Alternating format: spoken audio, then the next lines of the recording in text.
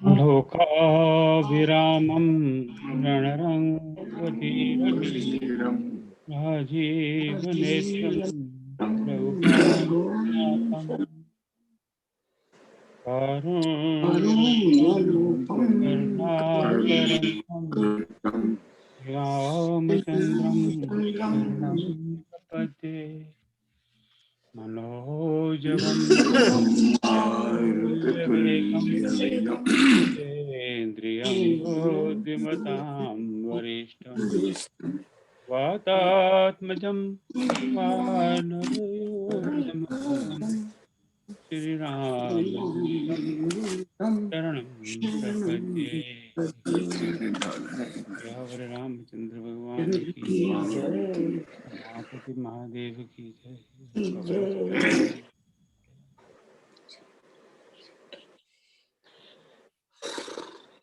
पवन जय श्री राम। तो भाइयों और बहनों, आपका फिर से स्वागत। तो आज जनवरी मास का अंतिम शनिवार है और जनवरी में 5 शनिवार हैं इस साल। तो कैसे हम लोगों ने कुछ प्रणाली शुरू की थी और अभी तो चल रही है आगे, राम जी जाने कि जब 5 शनिवार होंगे तो 5वें शनिवार को we will try to do something, learn something new. विद्वानों से कुछ नया, कि जैसे कॉलेज में स्कूल में जाके हम कुछ सीखते हैं नया नया, ऐसा कुछ नया सीखें। तो आपको स्मरण हो ना हो, 5 साल कह रहा हूँ, 5 महीने पहले, 5 महीने पहले इसी मंच पर हमने एक सेशन रखा था कि रामायण को कैसे पढ़ा जाए, सही उच्चारण से कैसे पढ़ा जाए, how to read Ramcharitmanas with correct pronunciation. So we talked about basically the focus was कि हम इसको सही, सब रामायण सब हम सब लोग पढ़ते हैं, बहुत सारे लाखों लोग पढ़ते हैं, पर कई बार उच्चारण की गड़बड़, सही पढ़ते उच्चारण की गड़बड़ी से वो थोड़ा आनंद कम हो जाता है। तो उसका पूरा आनंद भी मिलना चाहिए, पढ़ तो रहे ही है तो पूरा आनंद क्यों ना लें। तो उस समय उसी संदर्भ में वी टॉक्ड अबाउट कि चौपाई को कैसे पढ़ें, दोहे को कैसे पढ़ें और सोरठा को कैसे पढ़ें। जैसे हम जानते हैं कि chaupai is the main meter of Ramcharitmanas और मुख्य छंद है। वैसे कई लोग, कई विद्वान लोग तुलसीदास जी के रामायण को चौपाई रामायण भी कहते हैं। It's one of the names कि चौपाई रामायण है, क्योंकि भाई इसमें ये सब चौपाई है। और इस बार इसके बाद में कई भक्तों ने, विद्वानों ने प्रयास भी किया है, उन्होंने सारी रामायण दोहे में लिखी है, उसको दोहा रामायण कहा जाता है, पर आई थिंक वो बहुत ज़्यादा प्रचलित है, शायद पॉपुलर हो नहीं पाई। देन वी टॉक्ड अबाउट कि हम दोहे को कैसे पढ़ें, सोरठे को कैसे पढ़ें। तो चौपाई के बाद में सबसे बड़ा छंद है दोहा, क्योंकि दोहा भी कई सारे दोहे हैं। फिर सोरठा की बात की, पर इसके अलावा भी बहुत सारे छंद हैं, we didn't talk about those that time. तो एक तो हम जब जानते हैं कि हर चैप्टर, हर सोपान, हर कांड का प्रारंभ संस्कृत के श्लोकों से होता है। तो संस्कृत वो सारे के सारे रामचरितमानस पद्य रूप में, तो श्लोक भी पद्य हैं। तो 10 संस्कृत के छंदों का प्रयोग तुलसीदास जी ने श्लोकों में किया है। और जो बाकी जो हैं छंद हैं वो तो अवधि में ही हैं। उनमें से 3 छंद की तब हमने बात की है, दोहा, चौपाई और सोरठा। इसके अलावा मेरे ख्याल से 5 और छंद हैं, हो सकता है मेरी गिनती गलत हो। तो उनको एटलीस्ट जो प्रिंटेड वर्जन अब रामायण हमको मिलती है बाजार में गीता प्रेस की और शायद और भी प्रकाशनों की, वहाँ पे सिर्फ छंद ही लिखा होता है, छ पर बिंदी या पूरा छंद, पर वो कौन सा छंद है, किस प्रकार का छंद है, वो नहीं लिखा होता है। वो मुझे बड़ा थोड़ा सा आश्चर्य होता है, ऐसा क्यों है। मैं भी इसलिए लिखा होता है कि लोग और ज़्यादा कन्फ्यूज़ नहीं हो। तो वो छंद लिख के छोड़ देते हैं। छंद तो सभी है, चौपाई भी छंद है, दोहा भी छंद है, सोरठा भी छंद है। तो पर यही प्रणाली किताबों में ये लिखा होता है, छंद। तो इस बात को समझने के लिए कि वो बाकी छंद कौन-कौन से हैं और उनको कैसे पढ़ा जाता है, उनको हम ज़रा समझें। तो इसके लिए आज हमने आमंत्रित किया है भाई निरंजन शर्मा जी को, जो इंदौर में हैं, और इन्होंने काफ़ी समय लगाया है इसकी तैयारी में, मुझे पता है। हमारे आपस में पत्राचार रहा है इस बारे में। और मैं 1-2 चौपाई आपको एक रामायण में से पढ़ के सुनाना चाहता हूँ कि तुलसीदास जी इस बात को काफ़ी महत्व देते हैं। तो बालकांड में प्रारंभ में तुलसीदास जी कहते हैं, राम भगत भूषित जिय जानी, सुनहिं सुजन सराह सुभानी, कभी न होवु नहीं बचन प्रवीणु, सकल कला सब विद्या हीनु। तो तुलसीदास जी जितने विनम्र और उच्च कोटि के कवि है उसके तुलना में आजकल हम छोटा-सा भी एक 4 लाइन लिख लें, तो फटाफट फेसबुक पे और इस सारे दुनिया भर के व्हाट्स ग्रुप पे और सब जगह डालते हैं और सोच और विचार करते हैं कि तुरंत लोग उसकी प्रशंसा करने लगे। पर यहाँ देखो इतनी बड़ी किताब लिखने के बाद में वो कह रहे हैं सबल सकल कला सब विद्या हीनो, ना तो मुझ में कोई कला है ना कोई विद्या है। फिर उनके ये चौपाई, आखर अर्थ अलंकृत नाना, नाना प्रकार के अक्षर, नाना प्रकार के अलंकार है, छंद प्रबंध अनेक विधाना। नाना प्रकार के छंद हैं इस किताब में, भाव भेद रस भेद अपार, कवित दोष गुण विविध प्रकार। तो उन्होंने यहीं पर वो छंदों की बात कर दी है कि नाना प्रकार के अक्षर, अर्थ, अलंकार, अनेक प्रकार की छंद रचना, भावों और रसों के अपार भेद और कविता के भांति भांति के गुण दोष होते हैं। फिर थोड़ा सा आगे चलकर बालकांड में फिर से वो इसी की बात करते हैं कि इस रचना में क्या है। छंद सोरठा सुंदर सोहा, सोई बहुरंग कमल कुल सोहा, अर्थ अनूप स्वभाव सुभाषा, सोई पराग मकरंद सुभाषा।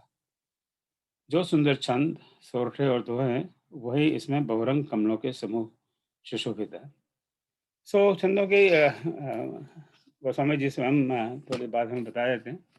तो बस इस भूमिका के साथ मैं ज़्यादा समय ना लेते हुए निरंजन भैया को आमंत्रित करता हूँ। तो निरंजन जी आइए, आप हमें बताइए कि कितने प्रकार के छंद हैं, इन छंदों में क्या विशेषता है। तो आज आपकी बात सुनने के बाद में हम थोड़ा बहुत बाहर जाके लोगों को बता सकें हम भी बड़े ज्ञानी हैं, हमें छंदों का बहुत ज्ञान है। जय श्री राम। जय श्री राम भाई साहब। मैं निरंजन मैं पहले तो इस बात से बड़ा अलंकृत हुआ कि भैया ने मुझे भाई कहा, क्योंकि मैं तो भाई साहब को देख करके मतलब इतना वो होता हूँ कि क्या मुझ पर बड़ी कृपा बनाए रखे, अपने बड़े भाई का आशीर्वाद मिला, मुझे बड़ी कृपा है आपकी।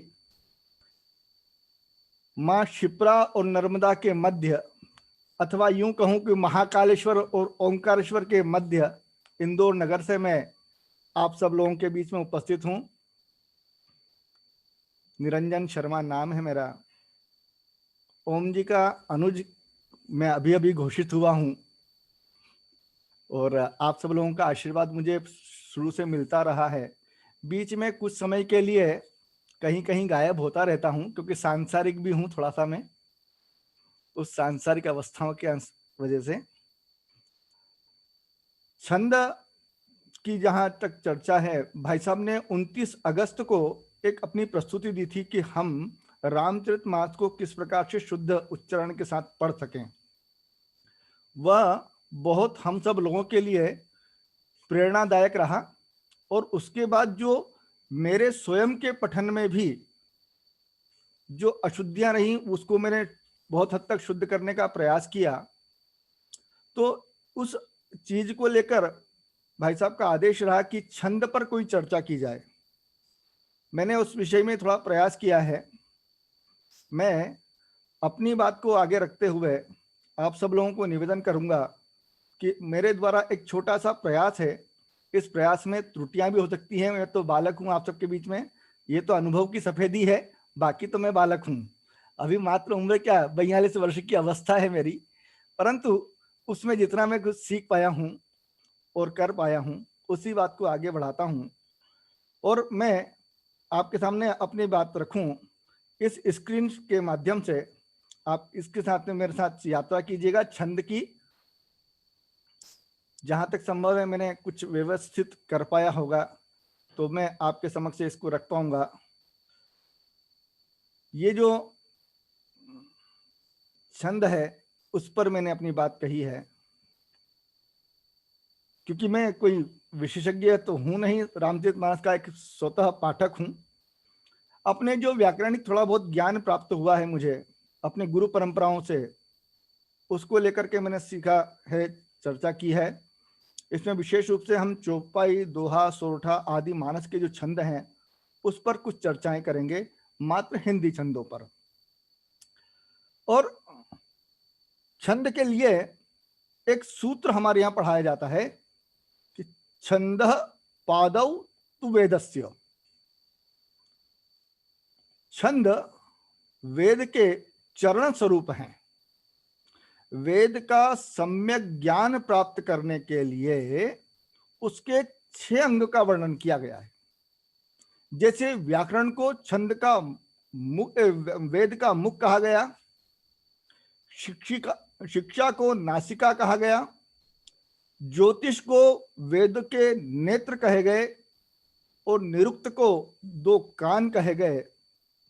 कल्प जो शास्त्र है वह वेद पुरुष के 2 हाथ हैं और छंद वेद रूपी पुरुष के पैर कहे गए। अब वेद साहित्य पुरातन साहित्य है, अलौकिक साहित्य है। हमारे यहाँ कहा जाता है कि वेद तो अपौरुषेय हैं, परमात्मा की सीधी वाणी है।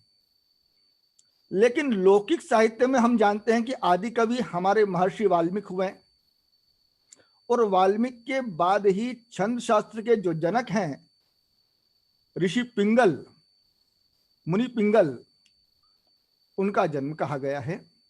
इसलिए छंद शास्त्र को कहीं कहीं पिंगल शास्त्र के नाम से भी पुकारा जाता है। यहां यह बात भी हमको जानना होगी कि छंद शास्त्र की उत्पत्ति जैसे नाट्य शास्त्र की उत्पत्ति भरत मुनि से कही गई, वैसे ही छंद शास्त्र की उत्पत्ति पिंगल मुनि के द्वारा की गई। अब मानस में छंद की रचना की बात करें तो मानस में संस्कृत श्लोक है, अवधि काव्य है, चौपाई, दोहा, सोरठा, हरिगीतिका, चौपाई, त्रिभंगी, तोमर, अन्य अन्य छंद हैं। हमने देखा है कि रामचरितमानस में छंदों की संख्या कुल 47 प्रकार की कही गई है, हिंदी संस्कृत दोनों मिलाकर के। परंतु उसमें जो प्रमुख छंद हैं जिनकी बहुतायत मात्रा में प्रयोग हुआ है, हम उन पर चर्चा कर रहे हैं। जैसे संस्कृत के जो छंद हैं उनमें अनुष्टुप श्लोक है, वर्णानाम अर्थ संघानाम रसानाम छंदसामपि मंगलानाम च कर्तारौ वंदे वाणी विनायकौ। इस प्रकार के जो 2-2 लाइन के श्लोक हैं जिनमें 8 अक्षर पर यति होती है, वो अनुष्टुप श्लोक छंद में लिखे गए हैं। शार्दुल विक्रीडित है, वसंत तिलका है, वंशस्थ है, उपजाति है, प्रमाणिका है, मालिनी है, श्रृगधरा है, रतोद्दता है, भुजंग प्रयात है। ये सारे संस्कृत के छंद जो मानस में प्रयोग किए गए हैं। किंतु चौपाई, दोहा, सोरठा, हरिगीतिका, चौपेया, त्रिभंगी, तोमर, टोटक, ये हिंदी छंद हैं जिनका प्रयोग मानस में किया गया है। अब यहां पर मैं कुछ चीजें और स्पष्ट कर दूं कि किसी भी भाषा के साहित्य की रचना जब हम उस दृष्टि से देखते हैं तो उसके 2 प्रमुख भेद देखते हैं, पहला पद्य, दूसरा गद्य। और जब साहित्य प्रणेता अपने भावों को छंदबद्ध अर्थात यति, मात्रा, गण आदि के बंधन में बांध करके प्रकट करता है तो उसे पद्य कहा जाता है। और हम जानते हैं कि कला का संबंध हृदय से होता है और संगीत, चित्र अथवा काव्य कला, इनमें पारस्परिक बहुत घनिष्ठ संबंध है। और यही कारण है कि काव्य में चित्रात्मकता और संगीतात्मकता भी होती है या उसकी आवश्यक बताया जाता है। लय संगीत की देन है और छंद में लय का ही विधान होता है। अतः छंदबद्ध कविता काव्य और संगीत का अपूर्व संगम होता है। काव्य में छंद का बहुत महत्वपूर्ण स्थान होता है। सुमित्रानंदन पंत जी ने एक अच्छी बात कही कि कविता और छंद में घनिष्ठ संबंध है। कविता हमारे प्राणों का संगीत है, तो छंद हृदकंपन। कविता का स्वभाव ही छंद में लयमान होता है। जिस प्रकार नदी के तट अपने बंधन से धारा की गति को सुरक्षित रखते हैं, जिसके बिना वह अपनी बंधनहीनता में अपना प्रवाह खो बैठती है, उसी प्रकार छंद भी अपने नियंत्रण से राग को स्पंदन, कंपन अथवा वेग प्रदान कर निर्जीव शब्दों के रोड़ों में एक कोमल, सजल कलरव भर उन्हें सजीव बना देते हैं। ऐसा सुमित्रानंदन पंत का कथन है। जिस प्रकार शुभ्र चांदनी में स्वतः ही शीतलता होती है, सूर्य की किरणों में स्वतः ही प्रकाश होता है, गुलाब के पुष्पों में स्वतः ही सुगंध होती है, उसी प्रकार एक श्रेष्ठ कविता स्वतः ही छंदबद्ध होती है। यह छंद की विशेषताएं मैंने आपसे कुछ कही। अब छंद के प्रकार समझ लें हम। तो छंद के प्रकार मुख्य रूप से वर्णिक, मात्रिक, उभय, मुक्तक या स्वच्छंद मुक्तक। अब वर्णिक और मात्रिक और उभय छंद के भी तीन तीन उपभेद कहे गए हैं। समछंद के 4 चरण होते हैं और चारों की मात्राएं या वर्ण समान ही होते हैं, जैसे चौपाई, इंद्रभद्रा आदि। अर्धसम छंद के पहले और तीसरे तथा दूसरे और चौथे चरणों की मात्राओं या वर्गों में परस्पर समानता होती है, उनके वर्णों में समानता होती है, जैसे दोहा, सोरठा आदि। अब विषम नाम से स्वतः स्पष्ट हो जाता है कि इनमें 6 चरण होते हैं, जैसे छप्पे, कुंडलियां आदि। ये हमारा मानस के अंतर्गत विषय नहीं है, लेकिन मैंने प्रसंगवश इसे कह दिया है। अब छंद होता क्या है, तो इसे समझ लें। छंद किसे कहते हैं? जब मात्रा अथवा वर्णों की संख्या, विराम, गति, लय तथा तुक आदि के नियमों से युक्त कोई रचना होती है, उसे छंद अथवा पद्य कहते हैं। इसी को व्रत भी कहते हैं। अब छंद के अंग हम समझ लें। तो छंद के अंग होते हैं 10। कौन कौन से? तो चरण, जिसे हम पद भी कहते हैं, मात्रा, वर्ण, दल, संख्या, क्रम, गण, गति, यति और तुक। ये छंद के मुख्य रूप से 10 अंग कहे गए। अब छंद के प्रकार, तो जैसा मैंने पहले पूर्व में बताया था कि मात्रिक छंद और वर्णिक छंद 2 मुख्य प्रकार के छंद कहलाए गए। प्रथम छंद है मात्रिक छंद। मात्रिक छंद को मात्राओं के आधार पर गिना जाता है और मात्राओं में लघु और गुरु, जैसे मैंने दर्शाया है, खड़ी पाई और अवग्रह, जिसको हम अंग्रेजी के एस के रूप में भी समझ सकते हैं, इस प्रकार से दर्शाया जाता है। अब लघु स्वर क्या? लघु को ऋस्व स्वर भी कहा जाता है। अ, ई, उ और री, इनके लिए लघु मात्रा या एक मात्रा। और दीर्घ स्वर आ, ई, उ, ए, ऐ, ओ, औ तथा अनुस्वार युक्त वर्णों को गुरु मात्रा अर्थात 2 मात्रा वाला माना जाता है। अनुनासिक युक्त वर्ण लघु या गुरु के अनुसार ही अपनी मात्रा बता देता है। अनुनासिक से मात्रा प्रभावित नहीं होती। अनुनासिक अर्थात जिन पर चंद्र बिंदु वाली बात आपको ध्यान में हुआ, जब भाई साहब ने 29 अगस्त को अनुनासिक के विषय में भी चर्चा करते हुए हमें स्पष्ट किया था। तो अनुनासिक से मात्रा प्रभावित नहीं होती है, यहां यह भी स्पष्ट रूप से हमें ध्यान में रखना होता है। आगे बढ़ते हैं।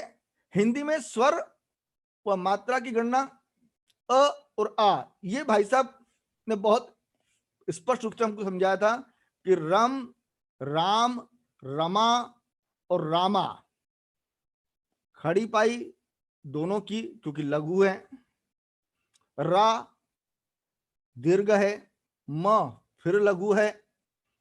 लघु और दीर्घ का अंतर यहां आपको बहुत हद तक समझ में या स्पष्ट रूप से समझ आने लायक लगता है कि रामा दोनों दीर्घ हैं, इसलिए वहां पर दोनों के लिए दीर्घ मात्राओं के चिन्ह का मैंने प्रयोग किया है। इसी प्रकार से चौपाई में भी मैंने प्रयोग करने का प्रयास किया है, जिनको आप गिन सकते हैं कि यहां पर 16-16 मात्राएं हो रही हैं।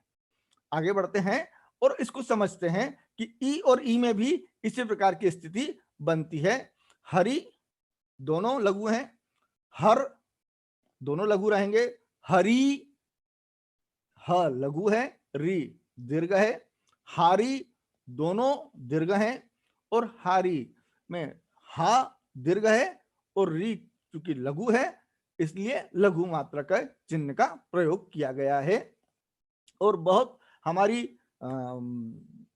लोकप्रिय चौपाई ताहि मारी मारुत सुतबीरा बारिद पार गयो मति धीरा, इसमें ई शब्द का बड़ा अच्छा संयोजन बाबा ने हमारे सामने रखा है। तो इसमें लघु और दीर्घ दोनों को मैंने प्रस्तुत करने का प्रयास किया है। आगे बढ़ते हैं तो उ और उ अक्षर पर विचार करते हैं। यहां पर गुरु, गुरु, करहु, करहु, यहां पर भी जो लघु उ है, छोटा उ जिसको हम हिंदी की पढ़ने में बोलते हैं, उसके लिए प्रयोग दोनों जगह लघु मात्राओं का किया गया। और जहां दीर्घ है वहां दीर्घ, जैसे गुरु में रू जो है वह दीर्घ है तो दीर्घ का चिन्ह का हमने प्रयोग किया। यह भी स्पष्ट होता है। रामचरितमानस हिंदी और संस्कृत दोनों भाषाओं के विभिन्न छंदों में रचित है, यह मैं पूर्व में भी निवेदन कर चुका।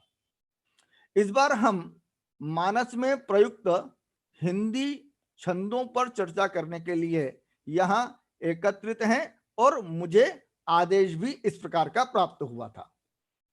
गोस्वामी जी ने मानस में मात्रिक छंदों का प्रयोग अधिकांशतः किया है। इनमें हरिगीतिका, चौपई, त्रिभंगी, तोमर, सोरठा, दोहा और चौपाई आदि छंद हैं। छंद की दृष्टि से सर्वाधिक प्रयोग चौपाई का, उसके बाद दोहा का, सोरठा का, उसके पश्चात तदुपरांत हरिगीतिका का हुआ है। अब हम रामचरितमानस के इन छंदों को विस्तार से देखने का प्रयास करते हैं। मानस में प्रयुक्त सबसे पहला दोहा जो छंद है वह है सोरठा। जैसे ही हम बालकांड की शुरुआत करते हैं, वर्णा नाम और संघा नाम से आकर के यन माया वशवर्ती विश्वमखिलम वाला श्लोक तक आते हैं, उसके तुरंत बाद सोरठा हमें पढ़ने को मिलता है। तो सोरठा छंद की विशेषता क्या? तो मानस का पहला छंद ही मात्रिक छंद है।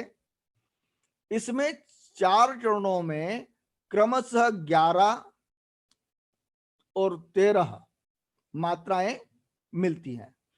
अब यहां यह स्पष्ट कर दूं कि पहले और तीसरे चरण में 11 मात्रा और दूसरे और चौथे चरण में 13 मात्राओं का क्रम होता है। यहां पर जो तुक है वह पहले चरण के अंत और तीसरे चरण के अंत में तुक होता है या यति होती है। और इस तुक में गुरु लघु का क्रम रहता है।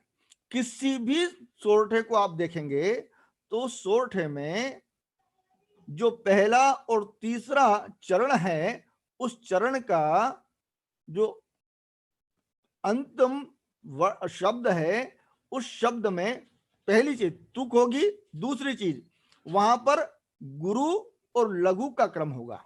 जैसे कि हम इस प्रस्तुत उदाहरण में देख रहे हैं, जो सुमिरत सिद्धि होय, हो दीर्घ है, ई लघु है। करऊं अनुग्रह सोई, सो दीर्घ है, ई लघु है। और इसके क्रम में हम जब देखते हैं तो यहां पर जो के लिए 2 मात्रा, सुमिरत 4, 6, सिद्धि 2 मात्रा 8 और होय 3 मात्रा 11 मात्रा। गणनायक करिबर बदन 2, 2 4, 2 6, 4 10 और अंत की 3 13 मात्रा। तो 11 और 13 का क्रम प्रत्येक सोरठे में हमें प्राप्त होता है। किसी भी सोरठे को हम जब गिनते हैं तो उसमें इस प्रकार की मात्राओं की व्यवस्था हमें प्राप्त होती है।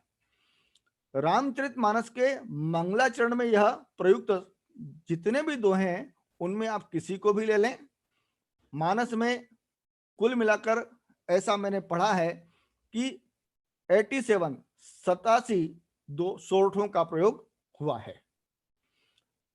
और एक और आगे देखते हैं, यह दोहा, यह सोरठा बहुत बार सब लोग पढ़ते हैं, बोलते हैं, सुनते हैं, हम लोगों का बड़ा प्रचलित सोरठा है। कपि करी हृदय विचार, दीन मुद्रिका डारी तब, जनु अशोक अंगार, दीन हर्ष उठ कर गए। इस दोहे को लेने के पीछे भी कोई विचार रहा मेरा। कपि लघु है दोनों, करी लघु है, हृदय में भी लघु है तीनों। यहां पर जो विचार है उसमें चा दीर्घ है, कुल मिलाकर 11 संख्या हुई। दीन दी दीर्घ है, मुद्रिका, अब यहां पर द ई और र का रेप भी है, तो यहां पर एक पूर्ण को दीर्घ रूप में हमने स्वीकार किया है। छंद में इस प्रकार की व्यवस्था होती है। ऐसे ही यहां पर मैं स्पष्ट करना चाहता हूं कि जैसे मैंने अंगार शब्द की बात कही, तो यहां पर ये अनुस्वार है, इस अनुस्वार को मैंने दीर्घ बताया। जैसा कि मैंने पूर्व में आपको बताया था कि अनुस्वार युक्त शब्द को हम दीर्घ गिनते हैं, गुरु गिनते हैं। तो गुरु का चिन्ह, वहां पर गुरु का अवग्रह चिन्ह हमने गिना, और वहां पर इस प्रकार से 11 मात्राओं का प्रयोग हमें दृष्टिगोचर होता है। और चतुर्थ चरण में 13 मात्राओं का दृष्टिगोचर होता है। सोरठा की बात यहां पर हम आगे बढ़ते हैं कि चौपाई, सोरठा के बाद जो बहुत मात्रा में गोस्वामी जी ने प्रयोग किया छंद, वह है चौपाई। अब यह जो चौपाई है, यह सममात्रिक छंद कहा गया। इसके 4 चरण हैं, जैसा कि इसका नाम है चौपाई, मतलब 4 पाए, अर्थात 4 पद या 4 चरण। प्रत्येक चरण में 16-16 मात्राएं होती हैं। प्रथम द्वितीय चरण के अंत में तथा तृतीय और चतुर्थ चरण के अंत में तुक का विधान होता है। हम उदाहरण के साथ इसे समझते हैं। यह मानस का सर्वाधिक प्रयुक्त छंद है। मैं पूर्व में ही आपको यह निवेदन कर चुका। बड़ी प्रिय चौपाई जो सहज रूप से हम लोग गाते हैं, प्रभसी नगर कीजे सब काजा। यहां पर देखते हैं इतने शब्दों में 16 मात्राएं हमारी पूरी होती हैं। प्रभसी नगर कीजे सब काजा, प्र एक, बी एक, सी एक, नगर एक एक एक, कीजे दोनों दीर्घ, सब दोनों लघु, और काजा दोनों गुरु। तो 3 3 6, 4 10, 2 12 और 4 16 मात्रा। हृदय राखी कौशलपुर राजा, 3 राखी गुरु, खी छोटी, कौशल को गुरु, बाकी चारों लघु, और राजा दोनों गुरु। जब योग करते हैं तो वह 16 मात्राओं का हो जाता है। 3 3 6, 2 8, 4 12 और 4 16। मैंने जैसा पूर्व में निवेदन करा कि पहले और दूसरे चरण के अंत में तुक होती है काजा राजा। ऐसे ही नीचे हम गरल सुधा रिपु करहि मिताई, गोपद सिंधु अनल सितलाई। इस चौपाई को भी अगर हम देखते हैं तो यहां भी 16-16 मात्राओं की गिनती बराबर है, और दूसरे, तीसरे और चौथे चरण के अंत में भी तुक हमें दृष्टिगोचर होती है, मिताई और तलाई। ये तुक का होना भी आवश्यक होता है। यह भी छंद में, छंद के अंगों में हमने पढ़ा है, देखा है, गिना है, सुना है, समझा है। तो चौपाई 16 मात्राओं का एक सममात्रिक छंद है जिसके 4 चरण होते हैं। यह मैंने स्पष्ट करने का आपको प्रयास किया है। आगे बढ़ते हुए देखते हैं, एक और उदाहरण है इसमें, जामवंत के बचन सुहाए, सुनि हनुमंत हृदय अति भाए। यहां भी हम देखते हैं 16-16 मात्राओं का योग है। और जब हम जहां, मुझे वो भाई साहब की बात आज भी याद आती है जो उन्होंने अगस्त में कही थी कि सुनी को अगर सुनी कहा तो 3 मात्रा हो जाएगी, सुनी कहा तो 4 मात्रा हो जाएगी, और सुनी कहा तो 3 मात्राएं फिर हो जाएंगी। तो वो मात्राओं का आधार पर सुनी हनुमंत कहा तो भी गलत, सुनी हनुमंत कहा तो भी गलत, और सुनी हनुमंत कहा तो भी गलत। इसलिए जहां जैसा लिखा है, अगर उस मात्राओं को ऊपर नीचे कहेंगे तो भाई साहब के वो जो उसका प्रस्तुति थी उससे प्रेरणा लेकर के इस चौपाई को मैंने रखा है। और इस बात को मैं आपको बहुत विनम्रता से कहना चाहूंगा कि हम इन मात्राओं को यथास्थान जैसा है वैसा उच्चारण करने का प्रयास करें, और उसके दीर्घ और लघु भाव को देखेंगे, गुरु भाव को देखेंगे, तो अपनी 16 मात्राओं के आधार पर स्वतः उच्चारण और छंद दोनों व्यवस्थित हो जाएंगे। हमारी लय और हमारी ताल, हमारा छंद, हमारा वाचन, हमारा उच्चारण शुद्ध होता चला जाएगा। आगे बढ़ते हुए देखते हैं हम लोग इस छंद के प्रत्येक चरण में कुछ चौपाई की और विशेषता बता दूं। अंत में गुरु गुरु मात्राएं होती हैं।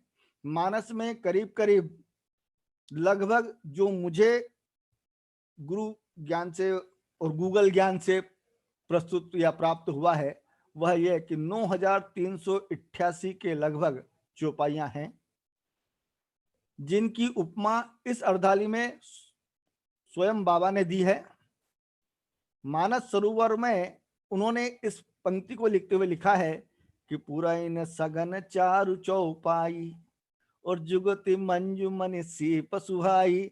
मैं डर भी रहा था जब भाई साहब वहां रामचरितमानस की कुछ चौपाइयां बोल रहे थे ना, मुझे लग रहा था कहीं मेरी लिखी हुई चौपाई ना बोल दे, वरना मैं क्या बोलूंगा। तो सुंदर चौपाइयां ही इसमें घनी रूप से फैली हुई हैं, कमलिनी के समान है मानस में। और कविता की युक्तियां सुंदर मणि या मोती उत्पन्न करने वाली सुहावनी सीपियां हैं। चौपाई को बाबा ने इस प्रकार की उपमा दी है। हम आगे बढ़ते हैं, और सबसे प्रमुख छंद जिसका बहुत सारे कवियों ने अपने अपने हिसाब से, वो बिहारी हो, रहीम हो, कबीर हो, सब ने इस प्रकार के प्रयोग किए हैं, यह है दोहा। यह भी एक मात्रिक छंद है। इसमें 4 चरणों में क्रमशः 13-11 मात्राएं होती हैं। पहले और तीसरे चरण के अंत में यति तथा दूसरे एवं चतुर्थ चरण के अंत में तुक एवं विराम आता है, और तुक में गुरु लघु का क्रम रहता है। ध्यान दीजिएगा, कि जो दूसरा और चौथा चरण है उसमें तुक होता है और गुरु और लघु का क्रम रहता है।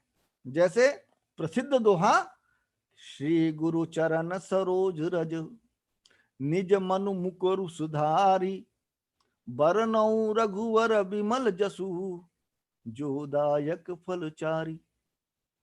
इसको भी हम अगर गिने सोरठे की तरह, ये सोरठ का बिल्कुल उल्टा होता है। प्रथम शब्द श्री गुरु 4 मात्रा, चरण 3 मात्रा, 7 सरोज 4 मात्रा, 11 रज 2 मात्रा, 13 निज मनु मुकुरु सुधारी, सब लघु हैं, केवल धा गुरु है। तो यहां पर 2 2 4 3 7 8 2 10 और 1 11, इस प्रकार से यहां पर 11 मात्रा हुई। बरनौ रघुवर बिमल जसु जो दायक फलचारी, 13 और 11 मात्राओं का यहां पर हमको दिखाई देता है। तो यह दोहा छंद के विषय में मैंने आपको निवेदन करा। एक और दोहा हम समझते हैं, हनुमान तेहि परसा कर पुनि कीन प्रणाम राम काज कीने बिनु मोहि कहाँ विश्राम। अब यहां पर भी 13-11 का हमको भाव दृष्टिगोचर होता है। और यहां पर जो मैंने हाईलाइट किया है वही द्वितीय और चतुर्थ क्रम में तुक मिलन की बात कही है। वहां पर 13 मात्राओं पर यति और 4 चरणों के इस छंद में 13-11 के मात्राओं का प्रयोग। तुक यहां पर आम या नाम विश्राम जो शब्द हैं उनके आधार पर हैं। और 13-11 प्रथम चरण में 13, तृतीय चरण में 13, द्वितीय और चतुर्थ चरण में 11-11 मात्राओं से यहां पर भी हमको दृष्टिगोचर होती है मात्राएं। आगे बढ़ते हुए देखते हैं हरिगीतिका छंद। यह सतीश जी आनंद नहीं आ रहा है ऐसा लग रहा मुझे। यह 4 पद, वैसे भी हम जब ग्रामर पढ़ाते ना कक्षा में, संज्ञा सर्वनाम विशेषण क्रिया काल, तो बच्चों को नींद आने लगती है। ग्रामर होती है ऐसी है। मैं तो सर आपके सारे नोट्स लेता जा रहा हूँ। इसीलिए जब बच्चे ग्रामर पढ़ते हैं ना कक्षाओं में तो वो सोने लगते हैं। तो हरिगीति का छंद, यह 4 मैंने भाई साहब आपको लिखते हुए देखा इसीलिए बोला। यह 4 पदों का एक सममात्रिक छंद है हरिगीति का। बहुत अच्छा छंद है। इसके प्रत्येक चरण में 28 मात्राएं होती हैं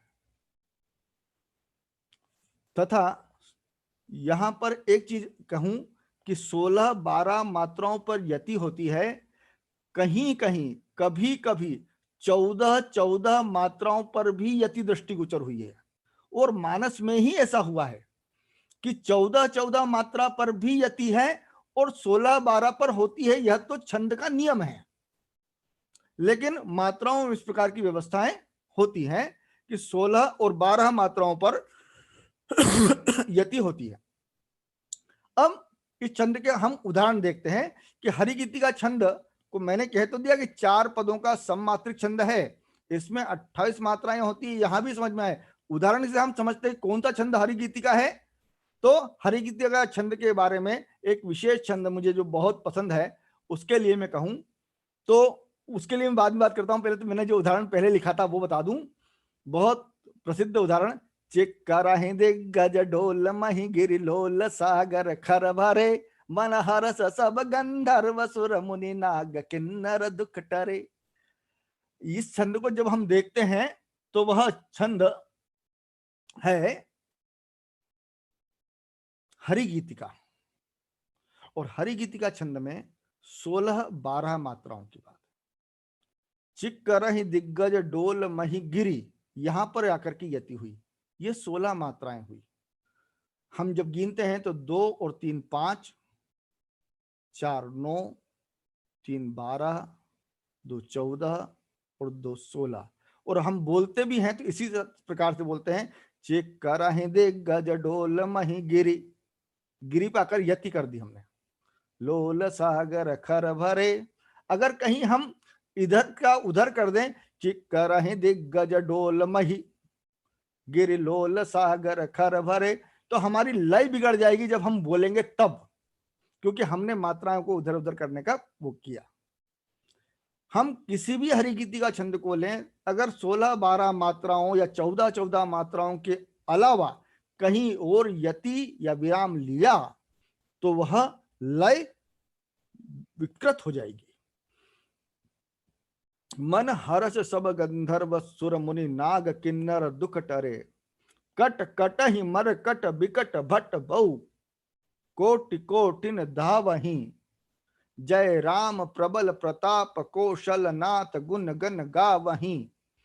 यहां पर भी हम देखते हैं तो 16-12 की मात्राओं का हमको दृष्टिगोचर होता है। एक बहुत प्रसिद्ध छंद जो हरिगीतिका के उदाहरण है वो भी आप समझ लेते हैं, जो मुझे बहुत सारे लोग बोलते हैं, मन जाहि राचो मिलहि सोवर सहज सुंदर सावरो करुणा निधान सुजान शील स्नेह जानत राव। यहां पर भी जब गिनते हैं तो 28 मात्राएं होती हैं। यह मैंने आज सुबह ही बैठ करके गिन रहा था, तो मैंने कहा था कि अलग अलग जगह अलग अलग प्रकार के उदाहरण हमको प्राप्त होते हैं, इसलिए उसकी स्लाइड भी मैं ठीक से तैयार नहीं कर पाया, लेकिन यह भी हरिगीतिका का उदाहरण हमको दिखाई देता है। यह भी 4 चरण वाला सममात्रिक छंद है। अब रामचरितमानस में 139 हरिगीतिका छंद हैं। 139 हरिगीतिका छंद हमको मानस में दिखाई देते हैं। यह छंद गाने में बहुत मनोहर होता है, लयात्मक होता है। इसमें 4 चरण होते हैं, मैं पूर्व में कह चुका। प्रत्येक चरण में 28 मात्राएं होती हैं। पहले और दूसरे चरण के तथा तीसरे चौथे चरण के अंत में तुक होती है, और तुक में क्रम लघु गुरु का होता है। मानस में हरिगीतिका चौपाइयों और दोहों सोरठों के बीच में आता है। और एक विशेष लेखक के निबंध में मैंने पढ़ा है कि हरिगीतिका बालकांड में 47 अर्थात 47 छंद हैं, 13 अयोध्या कांड में, 14 अरण्य कांड में, 3 किष्किंधा कांड में, 6 सुंदर कांड में और 38 लंका कांड में। उत्तर कांड में 18 हरिगीतिका छंदों का प्रयोग बाबा तुलसी ने किया है। अब आगे चलते हैं। एक छंद है चौपैया या चौपई। आप यहां पर देखेंगे कि चौपाई अलग है और चौपई या चौपैया ये अलग छंद है। इस छंद में भी 4 चरण होते हैं। प्रत्येक चरण में 30 मात्राएं होती हैं और इनका क्रम रहता है 10, 8, 12। 10 और 8 18 और 12 30। 10 और 18 मात्राओं के बाद यति होता है। हर चरण के अंत में गुरु आता है। पहले और दूसरे चरण के अंत में तुक आती है। मानस के बालकांड में 10 चौपैया छंदों का प्रयोग हुआ है। 10। और एक और चीज यहां क्लियर कर दूं, अधिकतम स्तुतियों में इस छंद का प्रयोग हुआ है। स्तुति छंद के रूप में भी इसका प्रयोग कह सकते हैं। जैसा हमने पढ़ा है, जय जय सुर नायक जन सुखदायक प्रणत पाल भगवंता। यहां पर जैसा हमने पहले कहा कि 10 और बाद यति होती है और पहले और दूसरे चरण के अंत में तुक आती है, जैसे भगवंता और कंता। इन मात्राओं को जब गिनेंगे तो यहां पर हम इन मात्राओं को गिनते हैं 2, 2, 4, 2, 6, 2 8 2 10, 10 पर यति, जय जय सुर नायक। 10 2 2 4 2 8 2 10, जन सुखदायक। प्रणतपाल भगवंता। 10 पर हुई, 8 पर हुई, अब 12 पर। 2 3 5 3 8 और 4 12, तो 10 8 और 12।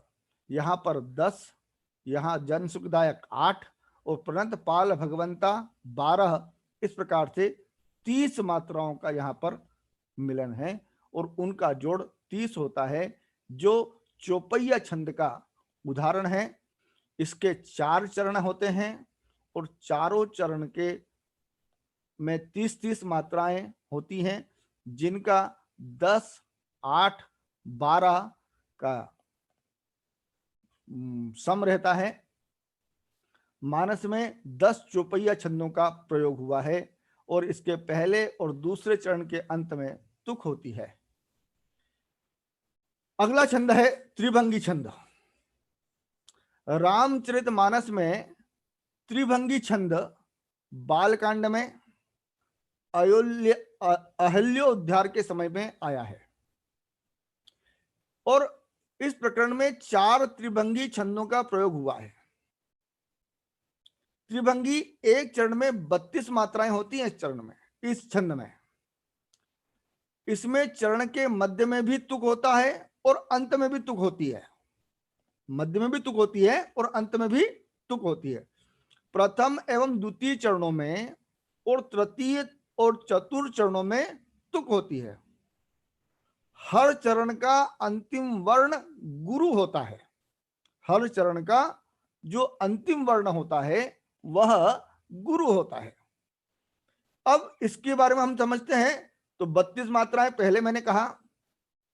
हमने पिछला जो छंद पढ़ा उसमें जो चौपैया नाम से था, उसमें हमने पढ़ा था 10 8 12 का सम। यहां 32 मात्राएं हैं, तो यहां पर है 10 8 और 14 का सम। इस क्रम में विभाजित मात्राएं होती हैं। प्रथम 10, बीच में 8 के बाद यति है और 8 और 14 के बीच में भी यति है। साथ में 10 मात्राओं के अंतिम वर्ण और 8 मात्राओं के अंतिम वर्ण में भी तुक होती है। जैसे पर सद पद पावन शोक नसावन, पावन नसावन। प्रगट भई तप पुंज सही। अब नीचे लाइन देखते हैं तो देखत रघुनायक जन सुखदायक। नायक दायक, सन्मुख होई कर जोर रही। ऊपर वाला देखिए, अंतिम वाला, तो वहां पे तुक होती है। अति प्रेम अधीरा पुलक शरीरा, मुख नहीं आवई बचन कही। अधीरा शरीरा। अतिशय बड़ भागी चरण लागी, भागी लागी, जुगल नयन जल धार बही। तो यहां पर यह भी स्पष्ट होता है कि जब 10 और 8 के बीच में जो यति है वहां और इनके बीच के जो शब्द हैं उनमें भी तुक होता ही होता है। इसे हम, जो छंद का नाम है वह है त्रिभंगी छंद। और मैंने पूर्व में निवेदन करा कि त्रिभंगी छंद के 4 चरण और इसमें 32 मात्राएं। चरण के मध्य में भी तुक, अंत में भी होती है। प्रथम द्वितीय चरणों में और तृतीय और चतुर्थ चरणों में तुक होती है। हर चरण का अंतिम वर्ण गुरु होता है। जैसा कि यहां देखें, सही, रही, कही, बही, ये चारों पंक्तियों का अंतिम वर्ण ही या अथवा जो भी शब्द रहेगा, वर्ण रहेगा, वह गुरु ही रहेगा। यह इसकी विशेषता होती है। आगे हम पढ़ते हैं, आगे समझते हैं इस चीज को। और तोमर एक छंद है। उस तोमर छंद को हम देखें तो तोमर छंद में हम देखते हैं कि यह भी एक मात्रिक छंद है। मातृक छंद है जो कि श्री रामचरितमानस में 3 स्थानों पर प्रयोग किए गए हैं। 8 कुल 24 तोमर छंदों का प्रयोग किया गया है। इसके प्रत्येक चरण में 12 मात्राएं होती हैं। पहले और दूसरे चरण के अंत में और तीसरे और चौथे चरण के अंत में भी तुक होती है। अरण्य कांड में खरदूषण के साथ जब भगवान युद्ध करते हैं तो इस छंद का प्रयोग हुआ है। जय राम शोभा धाम दायक प्रणत विश्राम धृत त्रोण बरसर चाप भुज दंड प्रबल प्रताप। यहाँ देखिए तो इसमें 12-12 का जो क्रम है वह देखिए, और 12 दोनों 24, इस प्रकार से 24 मात्राओं का प्रयोग है। ये तोमर, मेरा जो अध्ययन है उसके आधार पर मैं कह सकता हूं कि अधिकतम युद्ध के समय के छंदों के लिए इस छंद का प्रयोग किया गया है। और तोमर एक हमारे यहाँ आयुध भी कहा जाता है, इसलिए युद्ध के विषय में इस छंद का प्रयोग हम देखते हैं, जिसमें 12 मात्राएं होती हैं और पहले और दूसरे चरण के अंत में और तीसरे और चौथे चरण के अंत में भी तुक होती है। यहाँ युद्ध का लिए यह छंद का प्रयोग है। यहाँ एक बात और स्पष्ट कर दूं मैं कि बाबा तुलसी ने रामचरितमानस में जो छंदों का प्रयोग किया है उसमें एक वर्णिक छंद विशेष रूप से प्रयोग किया है, उसका नाम है तोटक। अब इसकी परिभाषा में यह स्पष्ट कर दूं कि यह माता राजभान सलगा, जिन्होंने हिंदी को पढ़ा है उनमें उन लोगों ने छंद के प्रयोग में यह माता राजभान सलगा वाला जो सूत्र है इसको सुना होगा, पढ़ा होगा। और इस तोटक छंद में 4 सगण होते हैं। सगण मतलब सलगा, स लघु, ल लघु और गा गुरु। कुल वर्ण की संख्या होती है 12। हम इसका उदाहरण भी हम एक देख लेते हैं। तोटक को नंदिनी भी कहा जाता है और सस सास सुभूषित तोटक है। यह जगती जाति का वर्णिक सम छंद है। इसके प्रत्येक चरण में 12 वर्ण होते हैं जो क्रमशः सगण के रूप में लिखे जाते हैं। सगण मतलब सस सा, सा। प्रत्येक चरण के अंत में यति होती है और इसका उदाहरण है अबला कच भूषण भूरि क्षुदा धनहीन दुखी ममता बहुदा सुख चाहे मूढ़ न धर्म रता मति ठोरी कठोरी न कोमलता। जितने भी हम पंक्तियां देख रहे हैं सारी पंक्तियां 12 की मात्राओं में हैं। इनके वर्णों को अगर हम गिनते हैं, अबला कच भूषण भूरि सुधा। अब अबला कच भूषण भूरि क्षुधा 12, धनहीन दुखी ममता बहुधा 12, सुख चाहि मूढ़ न धर्म रता 12 और मति थोरी कठोरी न कोमलता 12। इस प्रकार के यहाँ पर छंद हमको प्राप्त होते हैं। और मैं इन छंदों के क्रम में अपनी बात को यहाँ पर कहीं कुछ विशेष तो बहुत कुछ कहने की इच्छा रहती है। भाई साहब ने मुझे इस बार बहुत समय भी दिया, मैंने विस्तार से रखने का प्रयास भी किया, लेकिन और भी कुछ छंद अगर मुझे कहीं ध्यान में आएंगे तो मैं अगली बार भाई साहब से फिर से अनुमति लूंगा और आपके सामने फिर कुछ नया लेकर के जरूर प्रस्तुत होऊंगा और कुछ अपनी बात कहूंगा। धन्यवाद। जय सिया राम, जय सिया राम, जय सिया राम। जय श्री राम, जय श्री राम। जय सिया राम, जय सिया राम। बहुत बढ़िया निरंजन जी। हाँ, निरंजन जी के लिए एक बार तालियां बजाएं जरा। बहुत बढ़िया, आपने एक मानस में छंद रचना पर